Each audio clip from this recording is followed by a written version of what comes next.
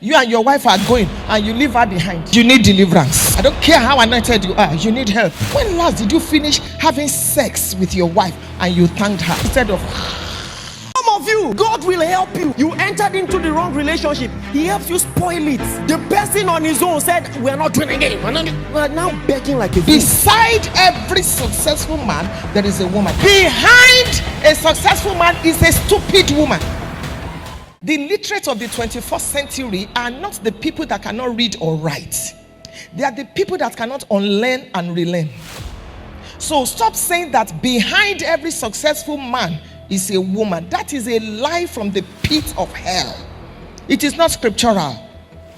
When God was going to create the woman, he didn't take the bone from behind.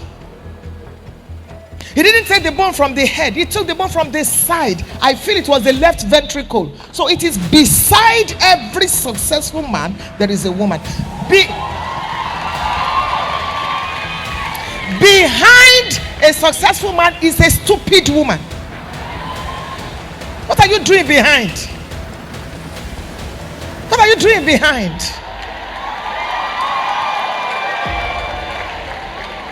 Stand beside the man. Fan him to flame. Encourage his heart. And the man should do the same for the woman. You brought me here to speak on marriage. So let's hit the ground running.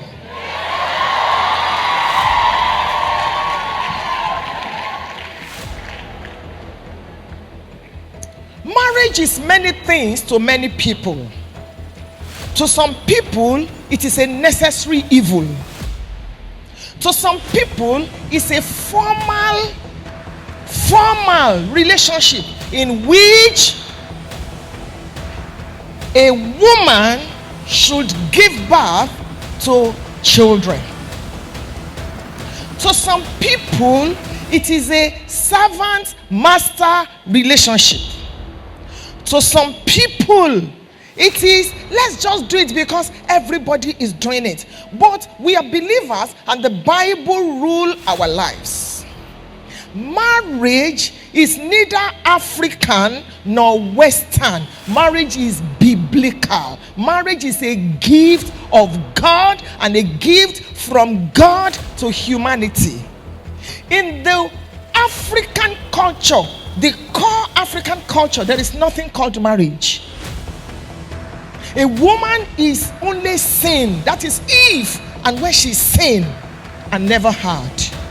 That's why a man can marry 5 wives. A man can marry 19 wives. A man can marry as many as possible. And when he feels like it, he can send any of them out. And I'm so sorry to say, it's pathetic that even though some men are born again, tongue-talking, heaven-bound, but they still need deliverance from that aspect of the African culture and mentality where the woman is nothing. And it's a pity that some of them are in ministry. If every time, please come my sister, if every time you and your wife are going and you leave her behind, you need deliverance. You're always in the front and the woman is running to catch up with you. I don't care how anointed you are, you need help. When last did you open the car door for your wife? When last did you wake up in the middle of the night and you woke your wife up to thank her for bearing with you? Who would have married you 15, 20, 25 years ago with all your idiosyncrasies? When last did you wake your wife up in the dead of the night? Not because you want sex, but to just say, I just want to thank you. You made life simple for me. You made ministry easy for me. I know you're not perfect, but I want to bless you today. When last did you leave a check under the pillow for your wife? Not her birthday, not wedding anniversary, just to thank her. When last did you finish having sex with your wife and you thanked her instead of...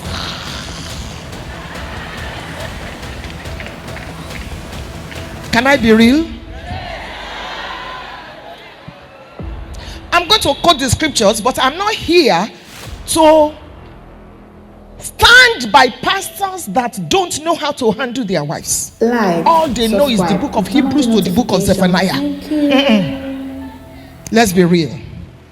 You want to be successful in ministry, maybe you need to add this.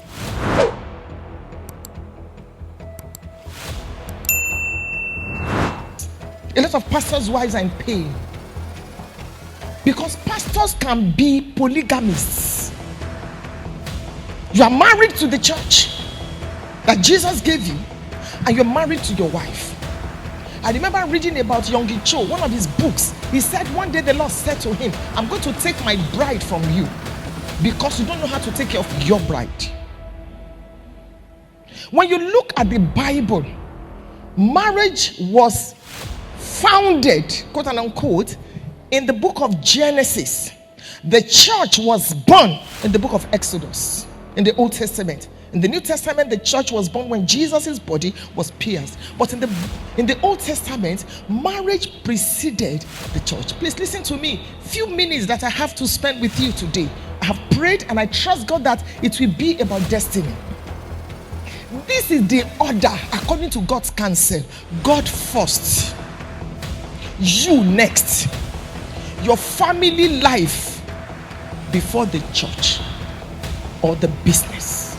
Because pastor, you will not sleep on the altar, all things being equal. If you don't take care of your home, there are pastors' children that don't want to serve their God. Because we do not know how to set these priorities in place. And can I shock you, like my husband will say, don't die for the church. The person that could die for the church already died for the church. If you die for the church, you have only died in vain. And there is nobody that cannot leave your ministry. Don't be deceived. You are not El Shaddai, else you shall die. Sir, we'll be with you forever. We are here to stay. Lie. Tomorrow they will come and tell you they just gained admission to Australia. They are leaving.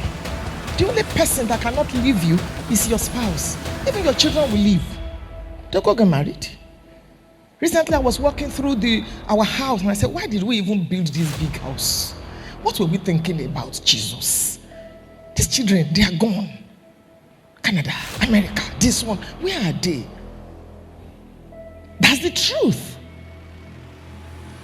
And I'm going to show you an illustration. Whether you are a pastor, whether you are married or not, I'm talking to you today. Please plan for the evening of your life so that you will not be lonely.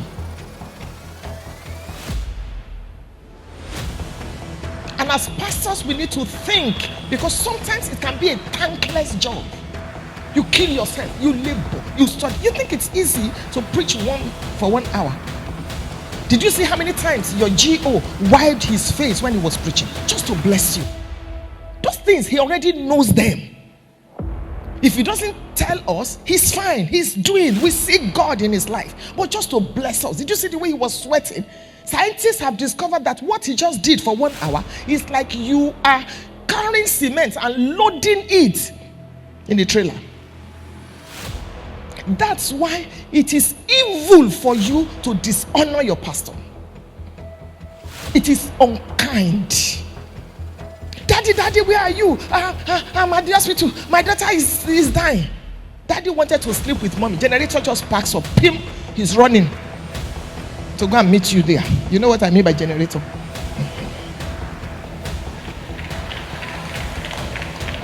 And yet some of you will still abuse the mommy. Some of you will still abuse the pastor. Some of you will still talk against their children, laboring with their lives. And you'll be abusing them with your fingers or with your mouth. It's evil. It's unfair. Because if he had been working for Shell or Chevron, will he not have access to the things that he has access to? And then you think it's church money. Rubbish. Let's not even go there.